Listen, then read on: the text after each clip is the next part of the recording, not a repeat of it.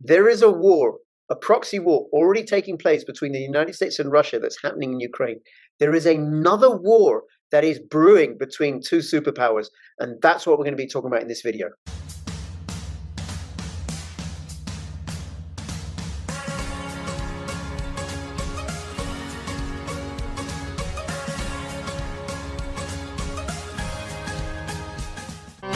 Take the first step towards online privacy. Get NordVPN. I invested £25,000. Today, that investment is worth £5 million. Say hello to our hero, the Hydrogen Energy Release Optimizer. Limitless power, zero emissions. Hi everybody, this is Crypto Rich, working with you to get rich with crypto. Although this video isn't about crypto, this is about politics and economics and all those factors that affect our lives, so we can get up to speed with what's going on and take appropriate measures to either prevent it or to protect ourselves and take care of ourselves and our family. Now, before I introduce my guest, please subscribe, follow me on Twitter, CryptoRichYT, join my official Telegram announcements channel. I'll have the links in the description below. And if you're watching this on YouTube, well, you're only going to get to see about the first 10 minutes or so, and the rest of it's going to be an Odyssey. On one of my other YouTube channels, you won't see it at all because I got censored. I got a strike from YouTube because I said something about a competition between two men that happened in November 2020 in the United States. And I had some questions about the outcome of that. And apparently I'm not allowed to do that according to YouTube. Hey, Alex, thank you so much for making yourself available. Oh, I just remember one thing. Please subscribe to me on Odyssey, bit.ly/CryptoRichOdyssey. I can speak freely there. And after 10 minutes, we'll be able to speak freely about all sorts of things, Alex. And it's just an email sign up, no KYC, nothing like that. Censorship resistant platform. And then I can really talk what happened in 2020. Yeah. Alex, thank you so much. Thank you very much. Thank you very much for having me. It's a great pleasure to join you today. Warm greetings to all your viewers and listeners. And just on the account of your kind introduction, I wanted to say it's not just being up to speed with everything's going on, but I think that it's beyond that. It's a very small parasitic minority that is trying to push us into a major war. If we don't avoid it, getting rich off of anything isn't going to matter much. So, we need to make sure that we can defend peace, because it's only in peace that you can really enjoy your life with your crypto riches or any other kind of riches. Yes, family riches, nature riches, good food riches. All of that, yeah. Local riches. We'll come to that, right? But you come to me via Tom Luongo and also David Poland. From Ryland Media, because you were speaking at an event in Ireland, and it's going to say you're an author and you're an economic analyst and a former hedge fund, whatever hedge fund people do, right? Forgive me, but I'm not from the financial world. But and I'll have a link to your Substack and your Twitter, and people can follow your work. And if people are familiar with Tom Luongo's work, they'll know about you, and I'll let them know because I'm a patron of Tom Luongo, so they'll all come and watch this. And you should all place a comment, okay? If you're watching this and you're one of Tom Luongo's subscribers. Okay, but you were at this event, thinklocal.ie, and as we're talking, I'm going to have screenshots from that so people can see. Can you just say what that was about and how come it came about and what you spoke about? Oh, it was a wonderful conference to promote local organizing for people to get to know each other, to get to know each other's business, to discuss, let's call it community contingency strategies of how to survive and thrive when the old structures of society grind down and collapse. And I think I think it's largely confirmed my view that organizing locally is probably the most important and also the most rewarding way that we can ensure a better future. And the reason I say that it's very rewarding because you encounter people who are different from you, but at the same time they're the same as you. They're different because they've done different things in life. They have different experiences and expertise, but they want the same thing, we all want the same thing. We want a better future. We want to live in a clean, safe environment. We want to enjoy prosperity. We want to have our children enjoy life and greater freedom. And really, 99.9% of us have the same basic inclinations. And when you meet people who with whom you can discuss this directly, rather than reading newspapers and having experts talk down on you and somebody instructing you what you should do and what you shouldn't do, it's very, very rewarding. And you also discover how really, really sophisticated people are. You think you do something, you research, you analyze stuff, and you have all this stuff in your brain, and then you meet people who lay out whole new horizons in front of you, and you go like, oh my God, you learn a lot. Right. They also learn from you. It's that. And like, you get the unmistakable from this local organizing, you get the unmistakable impression that we're going to be okay, we're going to be safe, because there's no way that all this is just passive, mindless sheep that are going to walk off the cliff. They're not. They're like smart, concerned, intelligent, creative people. And if we join hands together, there's no way we fail, no way we lose. That's very good, Alex. You won't know, but my children have never been to school.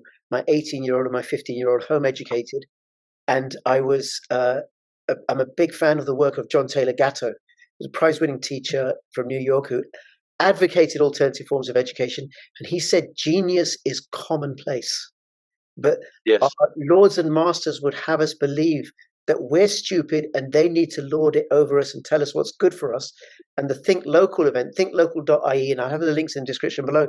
There was also somebody talking about local regenerative farming. There was, I think Melissa Schumel was there talking about gold and silver. She's been on my channel. Yes. And Catherine Austin Fitz talking about a new financial system and not CBDCs. So, and that's available if people want to go and watch that conference. They can sign up. I don't know how much it costs, but they can watch segments of it, and I would definitely recommend it, because it is important that in terms of the large powers, the powers that be, that are out to oppress us, that are out to enslave us with CBDCs, digital IDs, all for our own benefit. It's important that we create decentralized, localized structures for our own resilience and, like you said, our prosperity and our freedom. So I'll have the links in the description below. So thank you so much for that. And you, when I said that my kids never went to school, you reacted in a way like you were that's what envy looks on my face. That's what it was, right? Yeah. You can freeze that frame. That's envy. That's right. You wish. That's right. Do you know what I'm noticing from that? And then we'll move on off to the next conversation, which will be an odyssey. So my son's 18, my daughter's 15. I'm a child protection social worker, so I'm regularly going into schools. And what I'm seeing, it's really apparent with my son, because he's now in the adult world. And I'm seeing it with his home educated friends who are also now just become 18, is the difference that happiness makes. They spent their childhood of playing. And now I look at my son's life, and he's doing 18-year-old things, but as play. But if I tell you what he's doing, right, here's what he's doing. I get exhausted going over it. By the way, I'm very proud of him. He's studying for 3 A-levels at college because he wanted to. I failed to talk him out of it. I said, don't go. He had to argue to get to go, right? And now he wishes he hadn't gone. He knows more about economics than his economics lecturer. He bought Bitcoin when he was 11 because he heard me talking about it. And he understands sound money and stuff, right? Yeah. So he's studying for 3 A-levels. He works in McDonald's 2 days a week. He works for a local friend and neighbor who's an inventor for a couple of hours a week. He goes jogging. He works out. He does Wim Hof every day. He has a girlfriend he's very, very happy with, as far as I can tell. He does Muay Thai. And what was it? Oh, he cooks his own food. He's gone high fat, low carb, just like his father. He cooks his own food, and he's recently and he does this homework. I never need to tell him because it's up to him, right? And he's recently taken up African drumming. But Wow, fantastic! Yeah, beautiful. I'm very happy to hear that. Because it blows away the the stigma that unless they put you in your pigeonhole and tell you how it is, we're just going to be these Hobbesian, misfits. yeah, he's not at all. Not at all. Wonderful. Yeah. It's as I thought, and it's consistent with all the other testimonials. I unfortunately, I'm in Monaco. I'm a divorced father of two. I cannot afford to do that, and everything has to be decided on two opposite poles of a family organizations. So That can be. I'm envious to people who can keep their children out of school. Yes. I would do the same if I could. And my children are not woke. They're not woke, and there's no. Well, they wouldn't. Yeah, they wouldn't be if they weren't brainwashed into it. Yes. I have friends who told me how they were a perfectly harmonious family. This is a story from California, and then the kids were in the private schools, and then came the time for university, and their elder daughter went off to I forget which one, Santa Barbara something. I forget.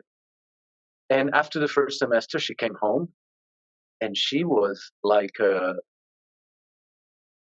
woke, hysterical mess. She practically told them off for being beneficiaries of slavery system, for being racist, white supremacist. All of a sudden, her own family that she grew up with, after one semester in this university setting, she came home complete rebel against everything that she grew up with. So it's real. It's real. It's horrific. It is horrific, and it's conflict between children and their parents that gets engendered. Yes. I'm a great believer in the power of fractals with human beings. So we have conflict there, but fractals, self-repeating patterns. So you get conflict at a much larger scale, and there's the conflict that's going on between siblings in Europe at a macro level, cousins, brothers and sisters, husbands and wives, parents and children, and then there's another conflict brewing at a macro level, and that's what we're going to be talking about. And for that bit, you're going to have to come over to bit.ly/CryptoRichOdyssey. Okay, I'm not going to have that on YouTube. You're going to have to find out what it is. All right. So here we are. To watch the rest of this fabulous conversation, please come over to Odyssey, bit.ly/CryptoRichOdyssey.